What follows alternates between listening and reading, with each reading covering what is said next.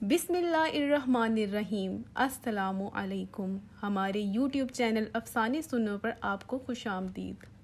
ان دنوں میں first year میں تھی، میری کزن کی شادی تھی، میں ان کے گھر کچھ دن پہلے چلی گئی۔ کزن کی چھوٹی بہن جبی میری گہری دوست بن گئی۔ شادی کا گھر تھا، ہم سب کسی نہ کسی کام میں الجھے ہوئے تھے۔ جبی کا بھائی راجہ بھی ادھر ادھر مصروف پھر رہا تھا۔ اپنے اخلاق کی وجہ سے وہ مجھے اچھا لگنے لگا، کیونکہ وہ بہت بدتمیز اور حد میں رہنے والا لڑکا تھا۔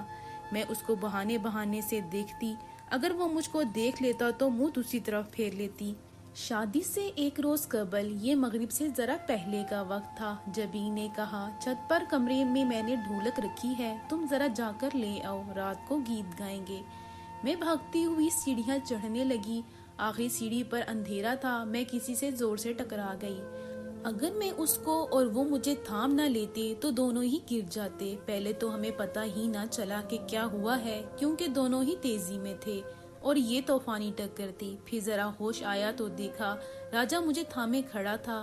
اگلے ہی لمحے میں تیزی سے پلٹ گئی، خوف سے میرا سانس اکڑ گیا تھا۔ میں نے بہانہ کیا کہ سیڑھی پر بلی میرے پیروں میں آ گئی۔ میں ڈر گئی، اس لیے ڈھولک نہیں لائی۔ یہ سن کر سب لڑکیاں میرا مذاق اڑانے لگی کہ سیڑھی میں بلی ہی تھی نا، کوئی جن تو نہ تھا۔ اب میں انہیں کیا بتاتی۔ شادی ختم ہو گئی، ہم گھر واپس آ گئے، مگر اس واقعے نے مجھے بدل کر رکھ دیا۔ ایک دن فون کی گھنٹی بجی، میں نے فون اٹھایا۔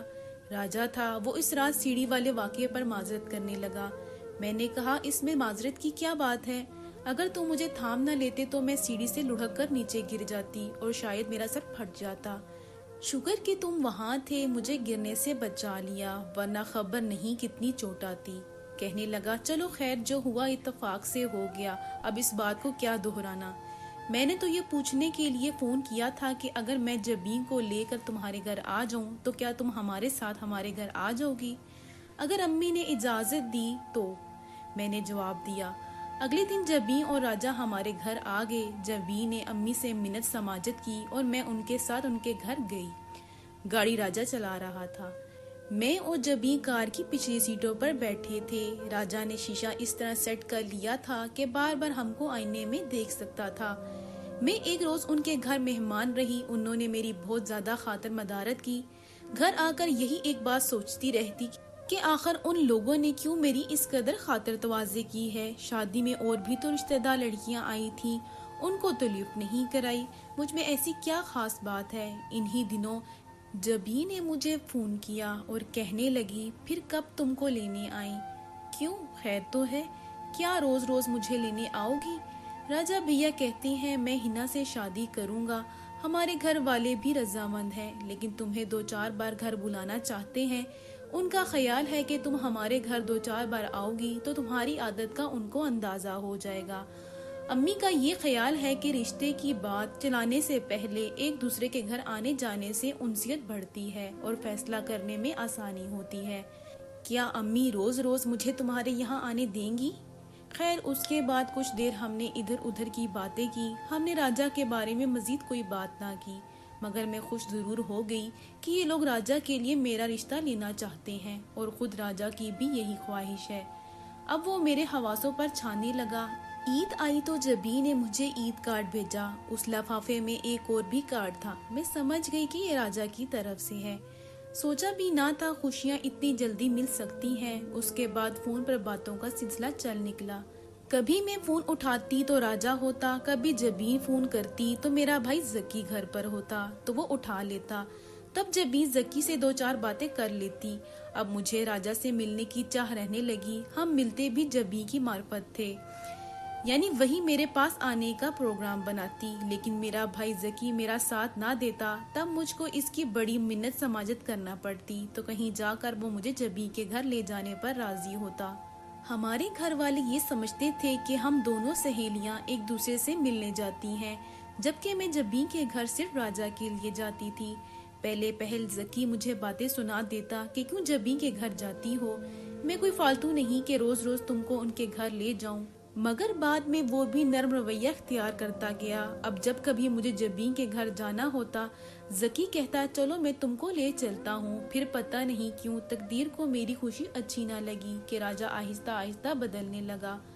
وہ مجھ سے اور میرے بھائی سے کھنچ گیا، جس کی وجہ سے میری پڑھائی بھی متاثر ہونے لگی۔ جبیں سے پوچھا تو وہ بولی، اصل بات یہ ہے کہ راجہ بھائی کو تمہارے بھائی کا ہمارے گھر آنا جانا اچھا نہیں لگتا، کیونکہ اس نے فون پر مجھے زکی سے باتیں کرتے سن لیا ہے۔ اس کو شک ہو گیا ہے کہ ہم دونوں ایک دوسرے میں دلچسپی رکھتے ہیں، تبھی وہ اب مجھ سے بھی اکھڑا اکھڑا رہتا ہے۔ میں نے جبیں سے پوچھا، کیا یہ راجہ کا محض شک ہے یا اس بات میں کچھ حقیقت بھی ہے؟ وہ بولی، جیسے تمہیں راجہ اچھا لگتا ہے اسی طرح مجھے تمہارا بھائی زکی اچھا لگتا ہے، ہم بھی آپس میں شادی کرنا چاہتے ہیں، تمہیں اعتراض ہے کوئی؟ میں نے اسے سمجھایا کہ تم تو بچپن سے اپنے کزن سے منسوب ہو اور سمر سے تمہاری نسبت بھی طے ہے، میرے بھائی کا خیال چھوڑ دو۔ وہ کہنے لگی، میں زکی کا خیال دل سے نہیں نکال سکتی، یہ فیصلہ میں نے سوچ سمجھ کر کیا ہے۔ اگر تم میرے بھائی کو پسند کر سکتی ہو تو میں تمہارے بھائی کو کیوں پسند نہیں کر سکتی؟ ایک دن راجہ نے جبیں کو زکی سے فون پر باتیں کرتے ہوئے سن لیا، بس پھر کیا تھا، اس نے جبیں کو بہت مارا۔ شاید وہ اپنے مستقبل کے بارے میں باتیں کر رہے تھے جنہیں اس کے بھائی نے سن لیا تھا، جبکہ جبیں کی منگنی ہو چکی تھی۔ بہرحال اس کے بعد اس کے گھر والے ہمارے گھر والوں کے خلاف ہو گئے، یہاں تک کہ راجہ بھی مجھ سے نفرت کرنے لگا۔ وہ سمجھا جس طرح اس کی بہن نے ہمیں قریب لانے میں کردار ادا کیا ہے، اسی طرح میں نے اس کی بہن اور اپنے بھائی کو قریب لانے میں کردار ادا کیا ہے۔ ایسا حالانکہ ہرگز نہ تھا، مجھے تو جبیں اور زکی کے بیچ پسندیدگی کا علم تک نہ تھا۔ کوئی بھلا کسی کو اس امر پر مجبور کر سکتا ہے کہ تم فلاں کو پسند کرو یا اس سے محبت کرو؟ راجہ کو مگر یقین نہ آیا، اس نے مجھ پر شک کیا اور مجھ سے ناتا توڑ لیا، میرے تحفے جلا ڈالے اور میرے خط خاندان بھر کو دکھانے لگا۔ اس کے اندر ایسی تبدیلی آ گئی کہ جس کا میں تصور بھی نہ کر سکتی تھی۔ وہ مجھ سے پیار کرتا تھا، جب اچھا تھا تو بہت اچھا تھا، اور اب برا بنا تو بہت برا بن گیا۔ میں ان دنوں کو یاد کر کے رو دیتی تھی جب وہ اپنی بہن سے منتیں کرتا تھا کہ ہنا کے گھر چلو ہم اسے لے آتے ہیں۔ مجھے سمجھاتا تھا کہ میری ماں کے سامنے اس طرح بات کرنا، اس طرح رہنا ہے، دوپٹہ طریقے سے سر پر اوڑھ کر رکھنا، ان کو یہ باتیں پسند ہیں وہی کرنا، اور یہ باتیں ناپسند ہیں، بھول کر بھی اونچی آواز میں بات نہ کرنا، ان کے ساتھ کچن میں جا کر کام میں مدد کرنا تاکہ وہ تم کو مجھ سے بیاہنے پر خوشی خوشی راضی ہو جائیں۔ میری بہنوں، ابا جی، بھائیوں، ہر کسی کا خیال رکھنا کہ ان میں سے کوئی ہماری راہ میں نہ آئے۔ یہ وہی تھا کہ جو اب ہمارے سارے خاندان سے متنفر ہو گیا تھا۔ زکی کو تو وہ گولی سے اڑا دینا چاہتا تھا۔ میں ان دنوں کو یاد کر کے روتی تھی جب وہ مجھ کو قسمیں کھا کر یقین دلاتا تھا کہ میں کبھی نہ بدلوں گا، ہمیشہ تم سے محبت کرتا رہوں گا، مجھ پر بھروسہ رکھو، میں تمہارے لیے ایک خوبصورت گھر بناؤں گا، ہم اس کو سجائیں گے، خود محنت کروں گا، خوب کماؤں گا، تم کو ساری دنیا کی سیر کراؤں گا۔ کیسے کیسے خواب تھے ہمارے جن کے لیے وہ اپنے والدین کو راضی کرنے میں لگا ہوا تھا۔ میں کہتی تھی کہ تم اتنا نہ اپنے ماں باپ کو مجبور کرنا کہ وہ تم ہی سے ناراض ہو جائیں، وہ مجھ سے ناراض نہیں ہے، ہم نے محبت کی ہے اور ہم شادی کرنا چاہتے ہیں، اور یہ کوئی جرم نہیں ہے، یہ تو ہمارا حق ہے، اور میرے والدین اتنے سمجھدار ہیں کہ وہ اولاد کے اس حق کو تسلیم کرنے پر راضی ہیں۔ راجہ کی یہ باتیں میرا دل بڑھاتی تھی، کیونکہ میرے ماں باپ ان کے قریبی رشتہ دار تھے۔ وہ بھی دل سے چاہ رہے تھے کہ راجہ کے والدین میرا رشتہ مانگ لیں تو وہ انکار نہیں کریں گے۔ کیا خبر تھی کہ سب کچھ اتنا جلدی چوپٹ ہو جائے گا، خوشیاں ہمارے قدموں کو چھو کر لوٹ جائیں گی۔ پتہ نہیں جبیں کو میرے بھائی سے محبت کی کیا سوجی تھی، جس کی وجہ سے میری محبت کا چمن نفرت کی آگ میں جل گیا۔ اب تو راجہ بالکل بدل گیا تھا، وہ مجھے روتا دیکھ کر نفرت سے منہ پھیر لیتا تھا۔ ایسے میں کیا اسے مناتی، کیا دل کا حال کہتی، اور کیا شکوے شکایت کرتی یا اس کی سنتی۔ اس نے جبیں کو سختی سے روک دیا کہ ہمارے گھر آنا تو کیا، وہ فون پر بھی مجھ سے بات نہ کرے گی۔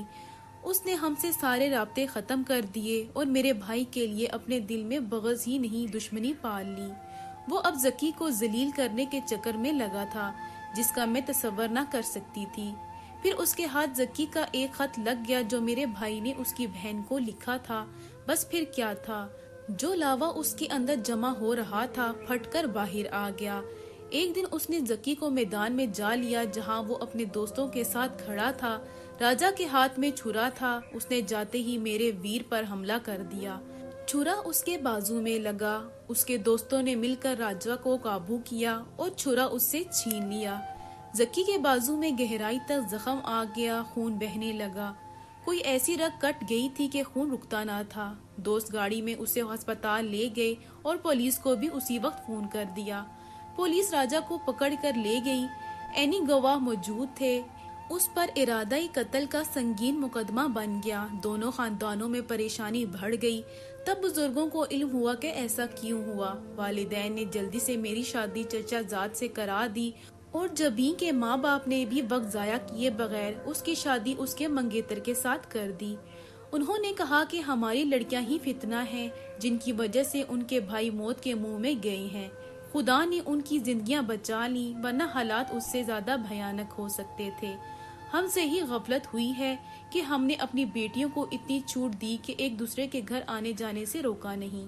اب وہ جو بھی کہتے حق بجانب تھا کہ ان کو اس وقت سنگین حالات کا سامنا تھا، لیکن میں سوچتی تھی کہ راجا نے جو بات اپنے لیے غلط نہیں سمجھی، کسی کی بہن سے محبت کی، اس سے شادی کی کوشش کی، پیار بھرے خط بھی لکھے، فون پر بھی مجھ سے باتیں کرتا تھا، مستقبل کے خواب دکھاتا تھا، وہ سب اپنے لیے تو اسے جائز لگتا، لیکن اپنی بہن کی محبت یا پسند کی شادی اسے کلنک کا ٹیکا لگی۔ جو امر اس کے خیال میں مردوں کے لیے مردانگی کا سنگھار تھا، وہ عورتوں کے لیے قابل تعزیر ٹھہرا۔ یہ کیسا تضاد تھا! ہم لڑکیاں جو اپنوں پر اعتبار کر لیتی ہیں، کیا اس قابل ہوتے ہیں کہ ان سے دل کا مضبوط رشتہ باندھا جائے؟ کیا بھروسے اور محبت کے رنگ اتنے کچے ہوتے ہیں کہ ہاتھ لگانے سے اتر جاتے ہیں؟ ذرا سی رنجش آئی اور محبت ختم ہو گئی۔ بھروسے کے پرخچے اڑ گئے۔ راجا نے میرے خط خاندان والوں کو دکھائے۔ وہ زکی سے انتقام کے لیے مجھے بدنام کر رہا تھا۔ وہ اتنا کم ظرف ہو گیا، بھول گیا کہ وہ مجھے اپنی عزت بنانے کے جتن کر رہا تھا۔ آج مجھے راجا کو کھو دینے کا غم نہیں، لیکن یہ ایسے سوالات ہیں کہ آج بھی ہمارے معاشرے میں ان کا جواب کسی کے پاس نہیں ہے۔ اگر آپ کو آج کی کہانی پسند آئی ہے تو ویڈیو کو ضرور لائک کیجئے گا اور اپنے دوستوں کے ساتھ بھی شیئر کیجئے گا، اور ہاں، مزید ایسی ویڈیوز کے لیے میرے چینل کو سبسکرائب کریں۔ اگلی ویڈیو تک کے لیے مجھے اجازت دیں۔ اللہ حافظ۔